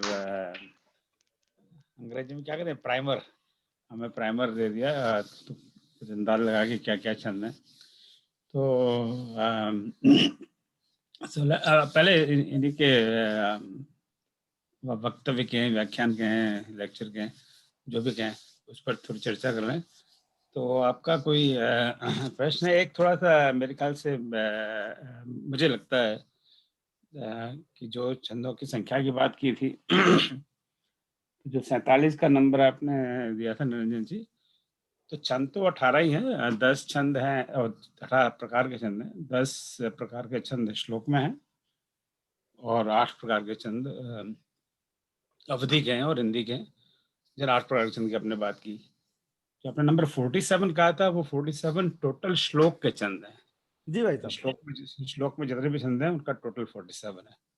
सो 47 नंबर सही था, पर वो डेटा मिसमैच हो गया थोड़ा। अच्छा। तो 47 श्लोक में छंद है, तो कभी श्लोक के छंद पे बात करेंगे। तो उसके 10 छंद हैं। अनुष्टुप छंद उसमें सबसे महत्वपूर्ण छंद है, तो उसकी आपने चर्चा थोड़ी की थी आज। I thought I'll clarify that part. So let's have some discussion. I'm sure आपके प्रश्न होंगे, आपके कुछ कमेंट होंगे, तो उसके बाद में फिर मैं और इधर उधर की बातें आपसे करूंगा। So the forum is open for discussion and question, comment. कहिए Just कहिए राम जी, आप very कहना चाहते helpful. बहुत ही आपने रामचरितमानस पढ़ने का जो एक आनंद है उसमें बहुत ऊर्जा डाल दी है, और भी क्योंकि भाग्यवश ये सब हम पढ़ते तो अपने भाव में ठीक से ही आए हैं, लेकिन अब ये मात्राओं का ज्ञान होने पर एक विशेष उसमें रुचि रहेगी और विशेष ध्यान रहेगा कि हर छंद को ठीक से पढ़ा जाए। धन्यवाद, बहुत बहुत धन्यवाद। धन्यवाद दीदी। मैं आप सब लोगों से थोड़ा सा एक रिक्वेस्ट करूंगा, if you are interested in this topic, आप जो निरंजन जी ने कहा था कि 29 अगस्त का जो प्रेजेंटेशन था उसकी यूट्यूब आप अवश्य देखिएगा। And then after if you have attended that, that's fine. अगर पर आपने वो किसी वजह से अटेंड ना किया हो उस समय एंड यू मिस्ड इट, तो this is like a follow up of that. So शायद और आपको ज्यादा आनंद आए। Any other question or comment? हाँ, आज के इस कार्यक्रम में वास्तव में ही जो हिंदी व्याकरण, और अभी मैं कुछ दिनों से संस्कृत को पढ़ने की कोशिश कर रहा हूँ, तो उसके लिए एक पूरी तरह से भूमिका बना दी है निरंजन जी ने, और इससे जरूर मेरे आगे के अध्ययन में मुझे सहायता मिलेगी। मेरा एक छोटा सा एक क्वेश्चन ये है कि कुछ जैसे हम जब रामचरितमानस का जब अध्ययन कर रहे थे और जब हम अखंड भी जब पाठ कर रहे थे, तो उस वक्त में आया था कि कुछ चौपाइयाँ ऐसी हैं जहाँ पर मात्राएं कुछ कम हैं, तो क्या उसके बारे में अगर कुछ समझा सकें कि वो क्या वास्तव में कुछ मात्राएं कम हैं या हमारा कुछ वो अज्ञान है? I think it's an excellent question, and I will comment on that at the last after I hear from others. I'm sure somebody has a better answer. So हाँ, कई जैसे चौपाई देख लें जो मेन छंद है, तो 16 चौपाई में 16 मात्रा होनी चाहिए, पर कई जगह देखा गया है कि 16 मात्रा नहीं है, कम है और ज़्यादा भी है। तो या हमारी गणना गलत है या क्या चक्कर क्या है? यही है ना प्रश्न आपका धर्म जी? हाँ, सो प्लीज एनीबॉडी। इसके बारे में थोड़ा सा मैं एक थोड़ा सा इसमें ऐड कर देता हूँ। मैं अभी बीच में कहीं संस्कृत अध्ययन के बारे में डॉक्टर बलदेवानंद सागर के कुछ वीडियोस देख रहा था, और एक चित्र एक कर्नाटका का एक इंस्टीट्यूट है, वो लोग भी एक संस्कृत साहित्य को पढ़ाने के लिए वो बता रहे थे, तो उसमें बता रहे हैं कि इस तरह के जब छंद जो किसी भी चौपाई का जब अंतिम भाग आता है, 2 अक्षर आते हैं, तो उनको हमको चाहे वो लघु मात्रा हमको दिखती है, लेकिन हमको दीर्घ में ही पढ़ना है। ये मैंने कहीं पर एक एक्सप्लेनेशन पढ़ा है, तो शायद ये कुछ का बात हो, लेकिन फिर भी यहाँ पर जो सुविज्ञ लोग हैं वो शायद उस पर ज्यादा कुछ विस्तार से बता पाएंगे। हाँ, बिल्कुल बताइए। एनीबॉडी है? घनश्याम जी आप बताएं। मैं पूछ सकता हूँ क्या? हाँ बताइए। हाँ, अरे ये तो मुख हो ही बाचाल पंग चढ़ाए गिरिवर घर, हम लोगों को भी बहुत समझ में आ गई बात। एक छोटी सी बात है कि जहाँ जहाँ महत्वपूर्ण बात है वहाँ सोरठा कहते हैं बाबा, अब वहाँ की जगह दोहा कहते हैं। इसका कोई आध्यात्मिक महत्व है क्या? पहला इनका प्रश्न धर्मेंद्र जी का जरा सवाल है, फिर सॉरी। हाँ नहीं, that's fine, good question, you know, so very good question. तो यहाँ पे सब बड़े विद्वान लोग हैं, इस वक्त थोड़ी चर्चा करेंगे। ऐसा पहली बात ऐसा है क्या कि जैसे जो चौपाई है वो कोई वास्तव में 16 मात्रा है, ऐसा कोई जरूरी नहीं हर जगह। ये सही है कि नहीं, और अगर ऐसा है तो इसका हम क्या मतलब निकालना। और हो सकता है ऐसा दोहा सभी और छंद। अब हम बैठ के अब इतनी सारी पंक्तियां हैं, उनको बैठ के सब मात्रा गिनने तो बैठेंगे नहीं। राइट। सभी विद्वानों को मेरा प्रणाम। हाँ, जय श्री प्रणाम जी। राम। जय श्री राम। कहिए आपकी क्या है राय इस बारे में, भागीरथ जी? जी, वैसे मेरे अग्रज विराजमान हैं जिन्होंने बहुत अच्छी छंद योजना पर इतनी अच्छी चर्चा कर दी है कि मैं कुछ बोलने की स्थिति में ही नहीं हूँ। लेकिन चौपाई के संदर्भ में मैं यही कहना चाहूंगा कि हो सकता है कि हमारे पाठन में या उच्चारण में मात्रात्मक छोटी मात्रा या बड़ी मात्रा का विधान बन जाता हो, लेकिन नियमानुसार उसमें 16 मात्राएं ही हैं और ऐसी कोई चौपाई शायद ही होगी जिसमें मात्रा कम या ज्यादा हो, क्योंकि मात्राएं बिल्कुल निश्चित हैं। हाँ, गणना में अंतर आ सकता है क्योंकि कई बार संयुक्त व्यंजन संबंधी द्वंद्व रहता है। कुछ व्यंजनों के नियम के अनुसार दीर्घ को लघु मान लिया जाता है, लघु को दीर्घ मान लिया जाता है।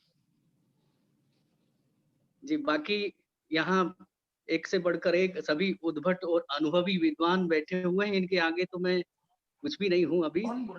श्री और आप में से किसी और को इस बारे में कोई जानकारी है? इस इट्स वेरी इंपॉर्टेंट क्वेश्चन और and it has been bothering me for quite some time कि ऐसा क्यों है। भाई साहब अगर इजाजत दें तो हाँ कहिए प्लीज। मेरा ऐसा सोच है, मेरी ऐसी सोच है और ये एक बड़ी प्रसिद्ध एक स्टेटमेंट है कि ये सब व्याकरण के सब की सीमाएं तो हैं ही, और जो जैसा कि जो कि आज बहुत अच्छी तरह से शर्मा जी ने बताई हमें, लेकिन फिर भी तुलसीदास जी में जो कवि है वो स्वतंत्र है। जहां न पहुंचे रवि वहां पहुंचे कवि। कवि को बहुत स्वतंत्रता है थोड़ा बहुत अपनी प्रस्तुति करने के लिए। तो मैं समझती हूँ कि एक अगर एक आत्म भाव में देखा जाए तो ये न तुलसीदास जी की लिखने में कोई कमी है और ना पढ़ने वाले में कमी है, लेकिन ये एक स्वतंत्रता है अनुभूति की और व्यक्त करने की, जिसमें ये कवि स्वतंत्र होता है। बस इतना ही कहना चाहती हूँ। चलिए, धन्यवाद दीदी। Anybody else? ये सरोज जी कहिए, बोलिए सरोज जी। हाँ, जो अभी इन्होंने कहा है उषा जी ने, वो बिल्कुल सत्य है, क्योंकि कवि को ये पूरी स्वतंत्रता होती है कि वो अपने भावों को व्यक्त करने के लिए उनको छोटा बड़ा कर सकता, दीर्घ और ह्रस्व मात्रा कर सकता है या गैप देता है। जब गैप देता है ना तो उसमें उसको आ करके जोड़ा जाता है। जैसे आप म्यूजिक में भी देखते होंगे ना कि वो आ करके करते हैं। तो ये एक कवि के लिए या लेखक के लिए एक बड़ी बड़ी स्वतंत्रता मानी जाती है।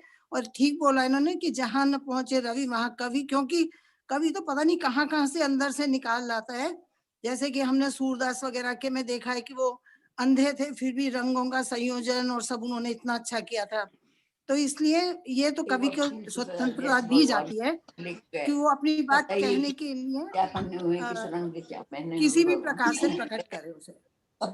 और हमने देखा है रामायण में बहुत बार जहाँ दीर्घ मात्राएं आनी चाहिए वहां पर ह्रस्व मात्रा है, और जहां पर ह्रस्व होती है वहां दीर्घ होती है। वो केवल उनको अपने छंद को संयुक्त करने के लिए, उसको ठीक से करने के लिए ही कवि जो है इस तरह के वर्णन करता है। तो वो गलती नहीं है उनकी, कमी भी नहीं है कुछ भी। नहीं देखिए, मैं जा रहा हूँ आपके पास। देखिए थोड़ा सा मिसअंडरस्टैंडिंग हो रहा है यहाँ पे। कोई तुलसीदास जी गलती नहीं निकाल रहा। जी बिल्कुल ये मैं यहाँ ऐसा कुछ नहीं, ये केवल हम अपना शंका का समाधान करने की कोशिश कर रहे हैं। उस भावना में आ रहे हैं कि अरे तो रामायण में गलती निकाल रहा है बेवकूफ, इस तरह की मेंटालिटी में आ रहे हैं हम। तो ऐसा नहीं है, यू नो, आप ये एक विद्यार्थी, दिस इज आई थिंक एक fundamental problem with you know हमारे चर्चाओं में। तो जब भी इसीलिए कोई प्रवचन वगैरह होता है और डिस्कोर्स होता है तो हम बिल्कुल चुपचाप सुनते रहते हैं और तालियां बजाते हैं और घर आ जाते हैं। We don't ask any questions. और ऐसा क्वेश्चन जो अनकंफर्टेबल हो वो तो पूछ ही नहीं सकते। अरे इतने बड़े स्वामी और इतने बड़े आचार्य में तो क्वेश्चन कर रहा है उनको, तो तेरी गलती होगी, विच इज पॉसिबल। आप तुलसीदास की निंदा नहीं कर रहे। मेरे लिए तो रामचरितमानस से बढ़कर कोई ग्रंथ ही नहीं है। तो let me make it very clear, you know, और कोई ग्रंथ उससे बड़ा नहीं है। ये मैं बिल्कुल make it public declaration of that. देखिए मैं आ रहा हूँ आपके पास। मेरी एक क्यूरियोसिटी है, यू नो, और इनकी क्यूरियोसिटी है कि ऐसा नहीं, नेचुरली अगर मान लीजिए किसी चौपाई में मान लो 15 मात्राएं 14 मात्राएं, तो जो उसको जो गाने वाला है वो तो अपने आप से उसको हर्ष को धीर कर ही देगा। तो गाने वाले को कोई समस्या नहीं। हम पढ़ते हैं, अब जिस सुंदरकांड में मुझे पता है 2-3 जगह बिल्कुल डेफिनेटली है इस तरह का, तो उस समय हम उसको खींचते ही हैं, तो which is fine, you know. पर ये उत्सुकता है, एक प्रश्न है, तो उसका उत्तर ये नहीं है कि हम उससे करके तुलसीदास जी हम मीन में निकाल रहे हैं। ये उद्देश्य बिल्कुल नहीं है। So let's not have that interpretation कि हम लोग मीन में निकाल रहे हैं। कोई अब तुलसीदास जी में हम मीन में निकालेंगे तो फिर तो हो गई बात। आई थिंक विनीता जी पहले बोलना चाह रहे थे, विनीता जी और फिर Saraswat ji. Let's go in that order. Vinita ji. जी, ये जो प्रश्न है इसमें एक विदुषी हैं, यहाँ पर प्रोफेसर हैं साहित्य में, उनसे एक बार चर्चा हुई थी। तो उन्होंने ये बताया था कि तुलसीदास जी ने जो भी संस्कृत के छंद लिखे हैं उसमें आप ढूंढने से भी कोई कमी नहीं पाएंगे। और जो जहां तक चौपाई का सवाल है तो मैं ये कहना चाहूंगी ये अवधी भाषा में है, और अगर आप अवध क्षेत्र में रहें तो आप देखेंगे कि 2 गांव के बाद एक शब्द का उच्चारण बदल जाता है, वहां पे प्रेशर बदल जाते हैं। एक ही शब्द को एक गांव में कुछ दूसरी तरह से बोला जा रहा है, कहीं कुछ और तरह से बोला जा रहा है। तो क्योंकि ये अवधि में है इसलिए हम ये नहीं कह सकते कि मात्रा कम है। हो सकता है कि कहीं पर उसको 2 मात्रा में बोला जा रहा है, कहीं उसे 3 मात्रा में बोला जा रहा है। तो ये अवधि बोली की खूबसूरती है, ये छंद और मात्रा की कोई कमी नहीं है। और दूसरी, छन्नूलाल मिश्रा जी जो बनारस के हैं, उन्होंने कहा था कि रामायण रामचरितमानस पढ़ने के लिए नहीं गाने के लिए लिखी गई है। तो जैसे ओम जी भाई ने कहा कि गायक उसको बैठा ही लेता है, अलाप एक गायन की स्वतंत्रता होती अलाप लेने की। तो जहां पर हमको गायन में कमी पड़ती है हम आलाप से उसे भर लेते हैं। तो अगर हम रामचरितमानस को एक गेय काव्य मान के चलते हैं तो ये अपने स्वतः ही ये चीज उसमें खामी अपने से हट जाती है। बस धन्यवाद।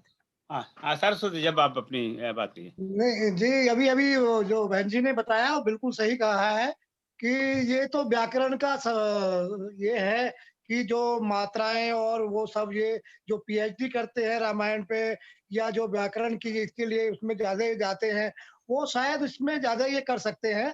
हम लोगों के लिए तो ये जो एक काव्य है और जिसको हम रस लेके बहुत इससे हम लोग उससे आनंदित होते हैं, तो वो आनंद लेने के लिए हम लोग इसमें कभी जैसे आलाप में बताया उन्होंने कि कम ज्यादा कर लेते हैं, तो वो ऐसा ही एक काव्य है हमारे लिए तो, और हम उसमें राम रस में आनंदित हो जाते हैं। तो ये तो व्याकरण का सब्जेक्ट जो है वो जो पीएचडी करते हैं या उनके लिए है, या जो बड़े बड़े साहित्यकार हैं शायद उसमें जो अभी हमारे सामने बैठे हुए हैं उन लोगों को का सब्जेक्ट हो सकता है, लेकिन आम आदमी के लिए तो शायद ये काव्य है और बहुत आनंदित करने वाला ये रामचरितमानस है। हाँ नहीं बिल्कुल, ये तो इसमें तो कोई दो राय है ही नहीं। हाँ आशा जी। और अमेरिकन वे में भी जैसे ये जो छंद और काव्य की बात हो रही है, हम रामायण में भी देखते हैं जैसे इतने विज्ञ जन है कि पोइटिक लाइसेंस के आधार पर जो शब्द हैं, जैसे विनीता जी ने बोला, जहां जैसे बोले जाते हैं उनमें वही भाव, और उसलिए हम उस पर कोई भी टीका टिप्पणी नहीं करते हैं, हम उनको वैसा यथा ले लेते हैं। चलिए बहुत सुंदर। अच्छा और कोई I think any other comment? हाँ बोलिए पंडित जी।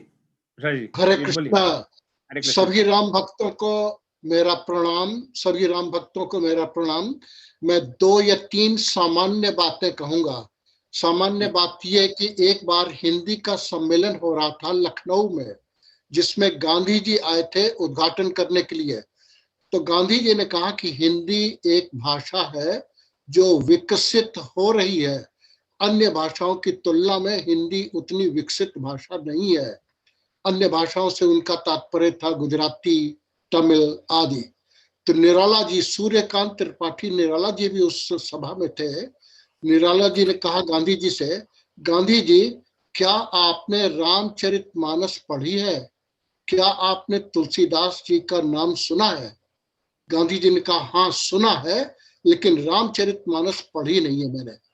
तो निराला जी ने कहा कि आप ये बताइए क्या कमी है रामचरितमानस में? आप किस आधार पर आप कह सकते हैं कि हिंदी भाषा विकसित भाषा नहीं है? तो गांधी जी को ये कहना पड़ा कि मैं कोई विद्वान नहीं हूं हिंदी भाषा का, लेकिन मैं एक सामान्य चर्चा कर रहा हूं कि हिंदी भाषा जो है इसका विकास होना चाहिए। दूसरी जानकारी हम सभी राम भक्तों को देना चाहेंगे और इसके लिए हम क्षमा चाहेंगे, इसका आप दूसरा अर्थ न निकालिए। शंकराचार्य अपने शिष्यों को बतला रहे थे, भज गोविंदम गोविंदम भज मूढ़ मते। तो तात्पर्य उनका यह था कि तुम नाम लो भगवान का, वो बड़ी चीज है, और व्याकरण जो पढ़ रहे हो इसका कोई महत्व नहीं है। तो हम यहाँ क्षमा चाहेंगे एक बार फिर पंडित निरंजन शर्मा जी से। हम उनकी ओर इंगित नहीं कर रहे हैं, हम एक सामान्य बात कर रहे हैं जो कि शंकराचार्य ने कही थी। और हमारी कुछ बहनों ने अभी चर्चा में कहा कि हमें तो रस चाहिए, हमें तो सुनने के लिए चाहिए, हमें तो किस तरह से रामायण गाई जाती है उसका ज्यादा हमें महत्व देना चाहिए। जैसा कि विनीता जी ने कहा कि हम कुछ में 14 पाइयां हैं, कुछ में 16 हैं, इसकी तरफ ध्यान नहीं देना चाहिए। तो संक्षेप में हमें रसास्वादन करना चाहिए भक्ति का, रामायण का, और व्याकरण पर उतना महत्व मुझे नहीं देना चाहिए। यह संक्षेप में मेरा निवेदन है। जय श्री राम।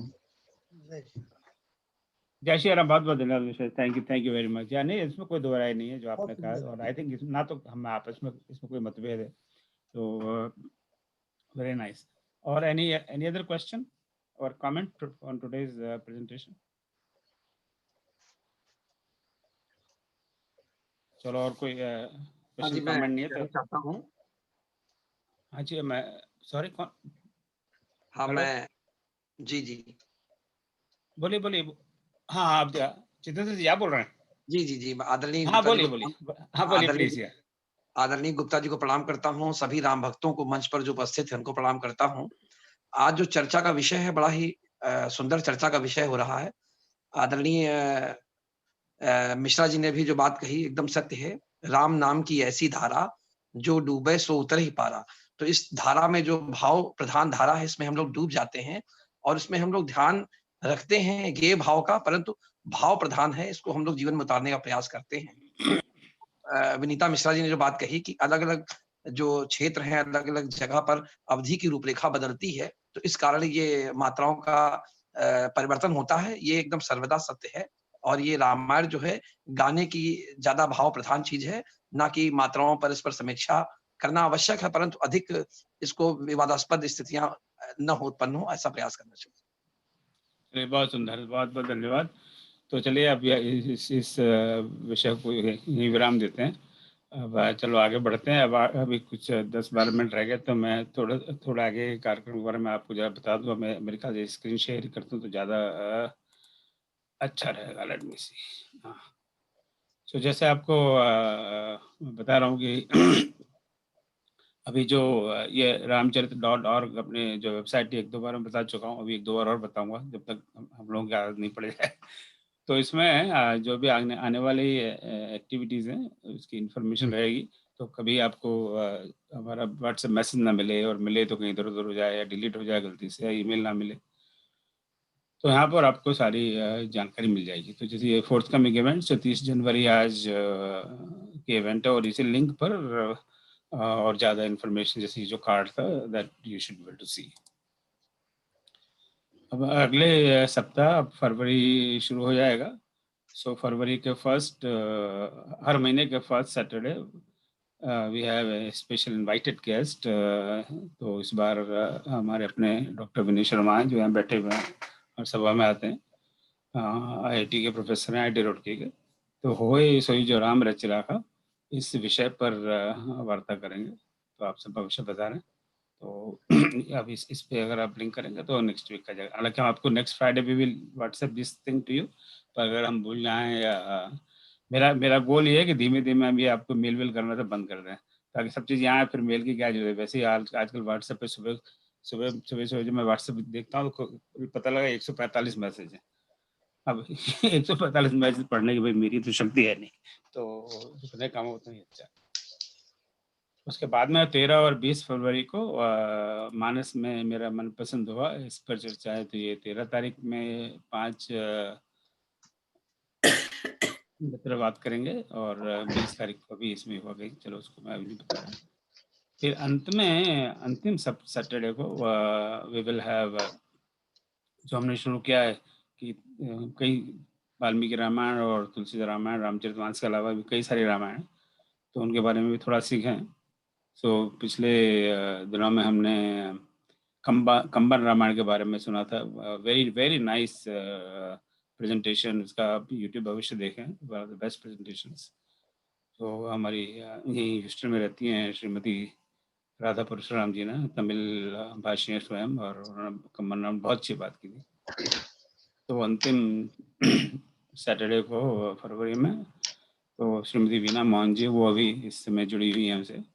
वो ये कन्नड़ा में है ये रामायण और कन्नड़ में ये रामायण केवंपुस रामायण दर्शनम, उस पर बात करेंगी। और उषा दीदी वो भी अभी यहाँ पर प्रस्तुत है, आपने देखा ही उनको, ये राधा श्याम रामायण पर बात करेंगी। इसी प्रकार से मार्च में भी विल हैव 2 more रामायण्स, एंड मई में एंड जून में, दैट्स ऑल स्केड्यूल्ड। सो ये फरवरी का सारा प्रोग्राम है। और मार्च में महाशिवरात्रि है 11 मार्च को।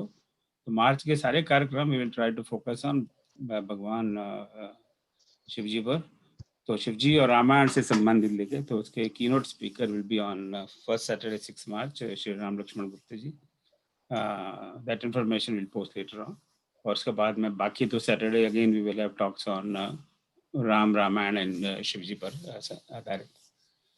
और अंतिम सैटरडे को again there will be discussion to Ramayan. So April first week is also planned. Everything is planned, but yeah, we don't paste too many things here. So confusing. So basically, मेरा कहने का अर्थ है कि जो activities आने वाली हैं पिछले अगले महीनों में, we'll try to post it here, so you can visit them and plan your time accordingly. There are a couple of new things are coming.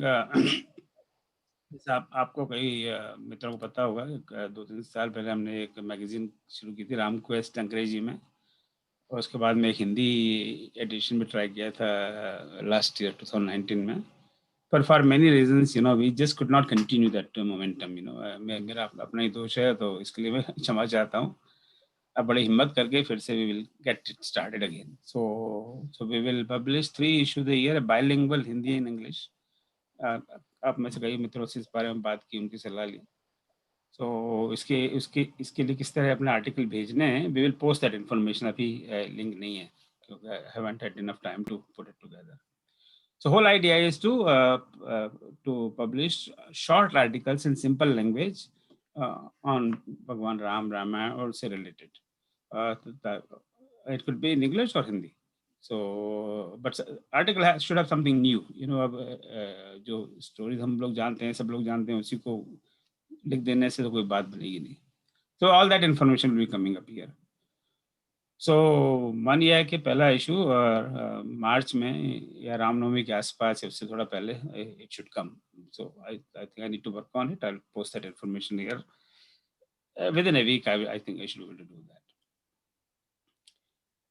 And new project जिसके बारे में मैंने इन्फॉर्मेशन डाली है व्हाट्सएप ग्रुप पर, जैसे अभी राम काव्य पीयूष पुस्तक प्रकाशित हो गई, और आप जिन्होंने ऑर्डर किया था वो सब मेल हो चुकी है इंडिया से, and people are receiving it. मुझे खुद को परसों मिली है, तो मेरे ख्याल से इंडिया में जिन्होंने ऑर्डर कर दी उनको सबको मिल गई होगी, विदेशों में की है उनको कुछ को मिली है, कुछ को मिल रही है, कुछ को मिलेगी, so it's in transit. Those who want to, I think we have about 200 extra copies still left, so those who want to order should go ahead and order. I'm not sure कहाँ उसकी information है, past activity भी शायद हो. So ये राम काव्य पीयूष, तो order form करने के लिए यहाँ information, so you can order Ram काव्य पीयूष. सो 200 जितनी कॉपी बची हुई हैं, तो please go ahead and order there if you want to order. तो राम का उसी से प्रेरणा लेके we will be planning a book on Krishna Kavya Piyush. सो ये भगवान कृष्ण और भगवान कृष्ण की लीला से संबंधित कविताओं का, स्वरचित कविताओं का प्रकाशन का प्लान है. सो इसकी भी सारी इंफॉर्मेशन मैंने इसके लिए एक ग्रुप बनाया है, कृष्ण काव्य पीयूष व्हाट्सएप ग्रुप, और जो अपने मेन ग्रुप है उसमें मैंने इन्फॉर्मेशन दे दीजिए, प्लीज ज्वाइन दैट ग्रुप, ताकि अगेन सारी इन्फॉर्मेशन एक ही ग्रुप में रहनी, तो वो बड़ा कंफ्यूजन हो जाता है. तो इसके भी आप अगर आप भगवान कृष्ण पर या कृष्ण लीला से संबंधित कोई भी कविता हो आपकी, तो आप हमें अवश्य भेजें. And it there is a review process सारी उसकी, जैसे यहाँ पे क्लिक करेंगे आप, क्लिक, सो उसमें how what is required to publish, so all that information is there, what is that you have to send, in what order, this. So all those things are अपने उसका इसमें गोल ये है कि ये राम कृष्ण काव्य पीयूष का अगली जन्माष्टमी पर जो 30 अगस्त को है, we should be able to उस दिन उसका विमोचन हम कर पाए. तो और जन्माष्टमी तो हम आधी रात को ही मनाते हैं, भगवान राम कृष्ण का जन्म तो आधी रात को माना जाता है. तो हो सकता है उस दिन शाम को हम भगवान के कुछ भजन करें और रात के 12 बजे इसका विमोचन करें, ऐसा मेरा मन है. आगे हर इच्छा उनकी क्या इच्छा है. Other things are we also have the membership of the organization. I'm not doing any salesman job, but if you like to become a member, please become a member. So ये मैं आपको वगैरह फ्यूचर की बात बता दी. और let me see. I think I'm done with all the announcements. भी ध्यान नहीं आ रहा, पर आप हाँ, you please do visit this. एक चीज मैं आपसे थोड़ा अपील करना चाहूँगा कि जो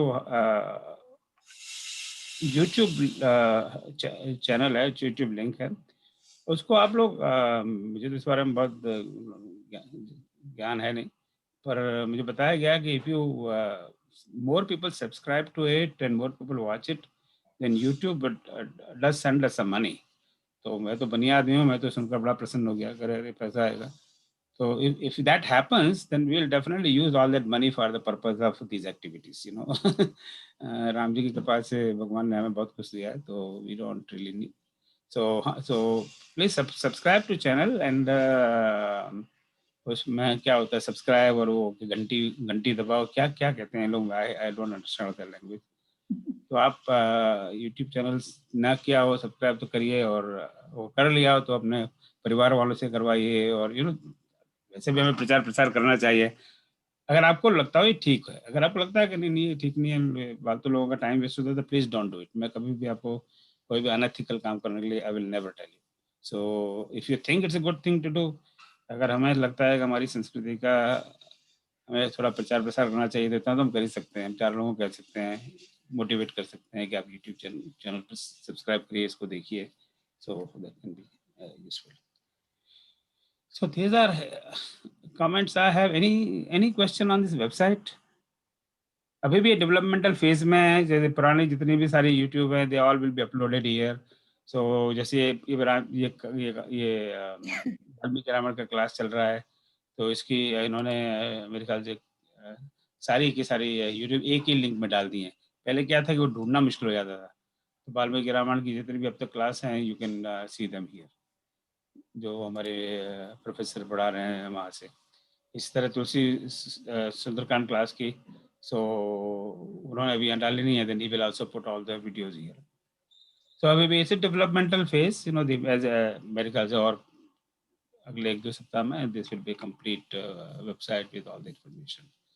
फेसबुक पे भी we are also trying to activate, अगर आप में से कोई फेसबुक मैं तो बड़े फेसबुक खोलता हूँ तो मुझे तो देख के डर लगने लगता है. तो I have no idea how it works. So I think Shiv may need some help to work on that. So take. So any question or any comment on this website? और कोई प्रश्न आपका? लगता नहीं है तो मैं इसको बंद करता हूँ. No, my comment is that मैंने वो देखा नहीं. हाँ, who wants to start? Choubey जी आज आप बोलिए आप पहले. सर वो मैं ये पूछ रहा था कि वो जो मेंबरशिप वाला है उसके लिए कुछ डला नहीं है कि कहाँ कैसे पैसे किसको भेजना है क्या? नहीं, उसी मेंबरशिप के लिंक में होना चाहिए. अरे नहीं है. लेट मी सी. मैंने शायद शिव जी को पूछा भी था इस पे लिख के. नहीं, ये लिंक पर ही है. नहीं है, उसमें लिंक दिया हुआ है मेंबरशिप का, मैंने खोल के देखा भी है. और अच्छा अभी देख लेते हैं ना. उसमें एक फॉर्म दिया हुआ है. हाँ वो है, उसमें दिखता है. अभी देख लेते हैं. अच्छा, this is international and this is from India. So India में ये मेंबरशिप फॉर्म रहा, ठीक है ना. और इसको करेंगे हम क्लिक. तो क्या हो रहा है, कुछ हो रहा है कि नहीं? हाँ, तो यहाँ इधर देखिए फॉर्म यहाँ आया, ये नीचे लेफ्ट में कॉर्नर में. अब मेरा कर्सर दिख रहा है ये. अब यहाँ क्लिक करेंगे तो ये फॉर्म खुल गया. ओके, मैं उधर क्लिक कर रहा हूँ. ओके, ठीक है. हाँ यार, तो इसमें एज यूजुअल नाम बताए. ठीक. Okay, thank you. और अगर आउट ऑफ इंडिया है तो international. So this is similar kind of form must be there. आपको पता ही है सारा काम मेरे अनुज शिव करते हैं, तो मैं भी आपकी तरह यूजर ही हूँ. और कोई वेबसाइट से रिलेटेड कोई क्वेश्चन आप बोलिए. मेरी before I close this link. I think Usha दीदी आपका तब क्वेश्चन वेबसाइट से रिलेटेड? मैं तो एक कमेंट देना चाह रही थी कि it's a very well developed website. बहुत it's very easily accessible and Shiv भाई देखो, आप तो देखिए उषा दीदी, आप तो शिव को जानती हैं. आप अपने हाथ से उसकी पीठ थाप दीजिएगा तो बड़ा खुश हो जाएगा. बिल्कुल नहीं, मैं बिल्कुल उनको ईमेल भेज के और खुद कहूंगी. वो है ना यहाँ. Actually, I think he left early. उसको कुछ काम था. मुझे पता है क्या. Will you be here for the entire time? क्या I plan to be. He's done a fabulous job. और एक मैं ये पूछ रही थी कि भाई साहब, ये membership is it a new membership issue or? हाँ, it's a new, completely new, yeah. Completely new. अच्छा, ठीक. So तो इसमें फिर वो अगेन फिर राम क्वेस्ट का फिर अलग से सब्सक्रिप्शन लो. इफ यू रिमेंबर, तो is all part of all that, right. तो हिसाब किताब सब ठीक रहेगा इसमें एक जगह. अच्छा, और मेरे ख्याल से निरंजन जी आप भी कुछ क्वेश्चन पूछ रहे थे. भाई तब मैं इस पे कमेंट कर रहा था. हाँ, कहिए. वो सुन शिव भैया को खैर बधाई. मेरे लिए तो मैं तो बहुत बालक हूँ, पर फिर भी एक चौपाई मुझे याद आती है, सब कर ममता ताग बटोरी. तो शिव भैया ने वही काम किया, सारी धागों को बांध करके एक वेबसाइट पर पिरो दिया. आपकी बात सही है. ये एक्चुअली मैं बताऊं, मुझे खुद को बहुत आराम होगा. कई बार मैं भूल जाता हूँ, और मैं तो बहुत ऑर्गेनाइज्ड आदमी हूँ नहीं. इधर उधर सारे कागज पड़े रहते हैं. तो कम से कम जब मुझे ढूंढना होता है तो मैं ही आगे ढूंढ लेता हूँ कि अगले सप्ताह क्या है. नहीं तो क्योंकि वो दिमाग में रहता नहीं है. So everything is one place, and the whole idea is, I think बाद में we will also create a link जो publicly available जो अच्छी किताब है, we will upload them here also. जैसे वाल्मीकि रामचरितमानस के एक दो वर्जन इंग्लिश का वर्जन है, इनका गीता प्रेस का, वो फ्रीली अवेलेबल है. we will upload it here. So we'll upload only things which are publicly available, and it's legal to upload them. So पर अब धीमे that will happen. हाँ जी, कहिए दीदी. Looks like शिव भैया has just come. उनको हमने पुकारा तो okay. आ गए वो. शिव भैया, आपने वेबसाइट में you've done an amazing work. बहुत आपने बढ़िया वेबसाइट बनाया है, और things have become very helpful, very accessible, readily accessible. आपको बहुत बहुत बधाई और शुभकामनाएं. बहुत ज्यादा। और एक बस मुझे प्रश्न था इस पैनल से कि आप by raise of hands if you can tell me, indicate to me कि आपने राधे श्याम रामायण के बारे में सुना है, कभी पढ़ा है, या आपके पास कॉपी है। तो जरा मुझे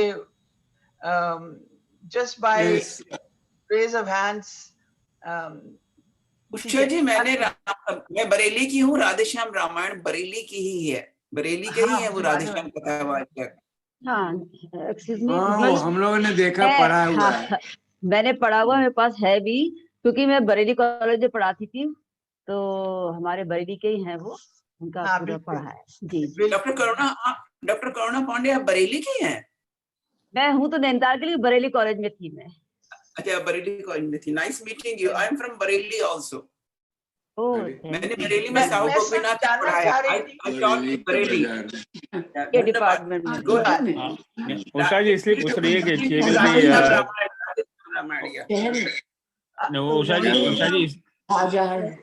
उषा जी इसलिए पूछ रही है कि अगले महीने राधे श्याम रामायण पर चर्चा करेंगी। So she wants to get a feel about the Radhe Shyam Gupta ji, Radhe Shyam Ramayana actually क्या, जहाँ पर रामायण खेली जाती है, जहाँ रामायण का ये मंच पे जब ये होता है, हाँ, तो रामायण, राधे श्याम रामायण ज्यादातर वहीं पे काम आती है। हाँ, बहुत वहाँ तो बहुत उसका उपयोग है। जी जी जी जी। और रामलीला में यूज करता है, वो सुर में गाया जाता है, तो वो वहाँ पे काम आता है। दोनों का खड़ी बोली में अभी ढूंढेंगे, खड़ी बोली में भी था। खड़ी बोली में। Any other comment? I think समय हो गया बस चलो, तो आई थिंक यहीं पे विराम लेते हैं।